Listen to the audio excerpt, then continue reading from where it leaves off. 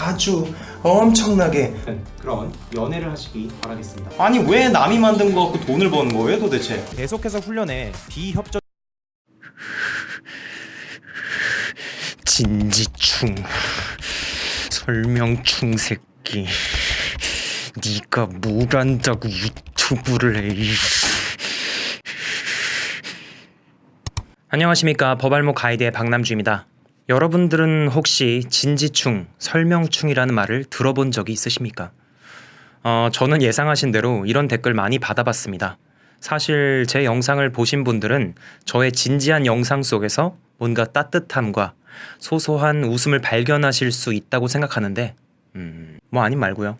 아무튼 진지충 그리고 설명충이라는 말을 듣는 사람보단 안 듣는 사람이 더 많기 때문에 여러분들은 저처럼 이런 말을 살면서 들어보시지는 않으셨을 것 같긴 한데 근데 생각을 해보니까 제 채널 특성상 왠지 저희 구독자님들 같은 경우에는 한 번쯤은 들어보셨을 수도 있을 것 같네요. 원래 유튜버와 구독자는 신비로운 유튜브 알고리즘에 의해서 어느 정도 성향이 맞아야 만나는 거니까요. 이참에 구독자 애칭을 진지충으로 할까요? 죄송합니다. 농담이에요. 어떻게 구독자님들께 벌레라고 하겠습니까? 벌레는 저 하나로 족합니다.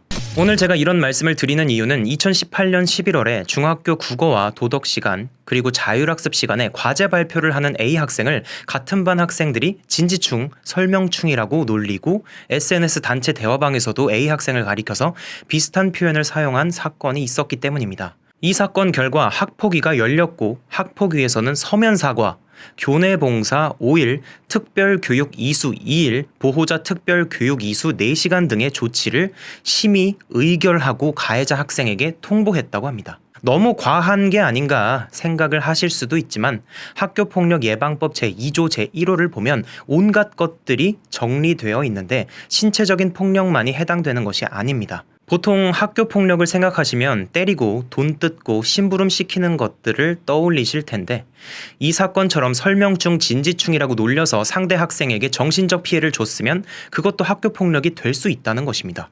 이 가해자 학생은 이런 조치에 불복해서 대구시 교육청에 행정심판을 청구했지만 기각됐습니다. 대구시 교육청도 이 조치에 문제가 없다라고 판단한 것이죠.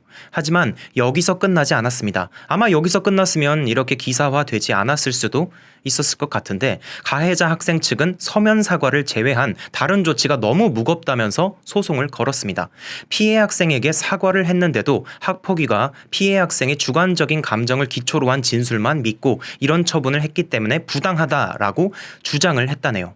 그럼 과연 재판부는 어떻게 판단을 했을까요? 서울신문에 따르면 가해자가 자기 행위의 위법성을 인식하지 못한 채 다른 학생들과 함께 동급생을 놀린 것으로 보이지만 그러니까 가해 학생도 이게 잘못된 것인 줄 모르고 표현했다라는 판단인 것이죠.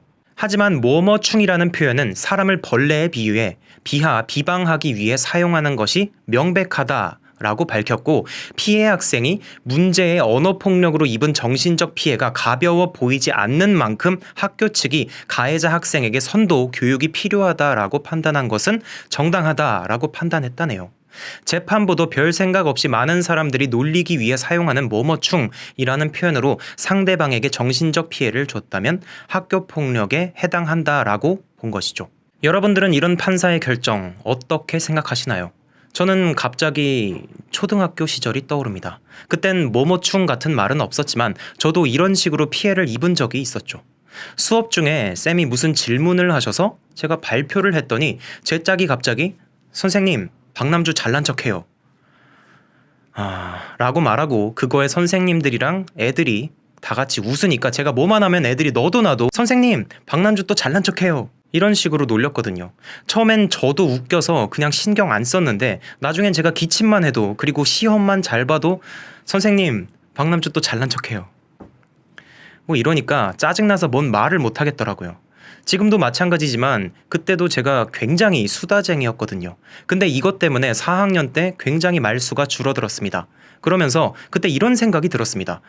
내가 여태까지 남들이 다 아는 걸 굳이 손들고 아는 척 발표했구나. 아는 걸 안다고 하는 건 잘난 척이구나.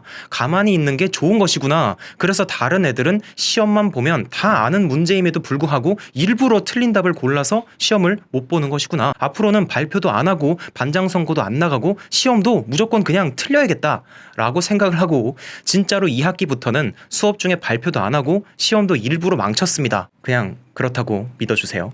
제가 이렇게 별거 아닌 척 얘기를 하긴 했지만 그 당시에는 정말 힘들었습니다. 학교 가기가 너무 싫어서 오락실에 있다가 선생님한테 잡힌 적도 있습니다. 수업 중에 선생님께서 문제를 풀라고 저를 지목해서 시키셔도 모른다고 하고 성적은 떨어지고 학교도 땡땡이 치고요. 저는 1학기 땐 최고 모범생이었지만 2학기가 되자마자 문제아가 됐습니다. 이것 때문에 저희 어머니께서 선생님과 상담을 하기도 했죠. 집에 도대체 무슨 일이 있냐고 어머니께 여쭤봤다네요. 그때 상처받아서 말을 못했던 게 너무 억울해서 지금 여러분들 앞에서 이러고 유튜브를 하고 있는 것 같습니다. 분명히 이 사건에서의 학생도 저처럼 굉장히 힘들었을 겁니다. 혹시라도 이 영상을 보고 있다면 비슷한 것을 겪었던 입장에서 응원을 하고 있다고 전달드리고 싶네요. 경우에 따라서는 재능충, 노력충 같이 뭐뭐충이라는 말이 상대방에게 피해를 주지 않을 수도 있습니다. 상대방에게 전달되는 말이라는 것은 그 단어의 사전적 의미만으로 전달되지는 않기 때문이죠. 주변 상황, 분위기, 뉘앙스 같은 것도 다 봐야죠. 그렇기 때문에 설명충과 진지충도 때로는 칭찬이 될 수도 있습니다. 하지만 상대방이 싫다고 했다면 그만하는 게 맞죠. 그 사람이 남들은 다 장난으로 넘어가는 걸 못 넘어간다고 탓해서도 안 된다고 생각합니다. 수용할 수 있는 장난의 강도와 범위는 사람마다 다 다르기 때문이죠. 이번 사건은 그냥 학폭위의 조치로 끝났지만 언론 보도에 따르면 사내 게시판에 동료를 급식충이라고 표현한 회사원에게 모욕죄 유죄 판결을 내린 사례도 있다고 하니까 장난을 치시더라도 상황 봐서 치셔야 할 것 같습니다. 아시죠? 장난은 상대방도 즐겨야 장난이라는 것. 자, 오늘 영상은 여기까지입니다.